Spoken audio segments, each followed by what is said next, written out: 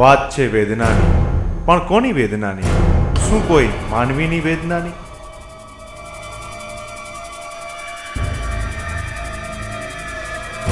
ના.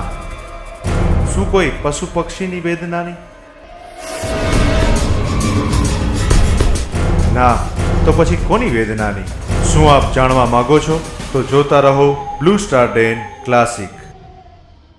આજે રાત્રે 10 કલાકે રિપીટ ટેલિકાસ્ટ, રવિવારે સવારે 7 કલાકે, બપોરે 12 કલાકે, સાંજે 7 કલાકે અને રાત્રે 10 કલાકે.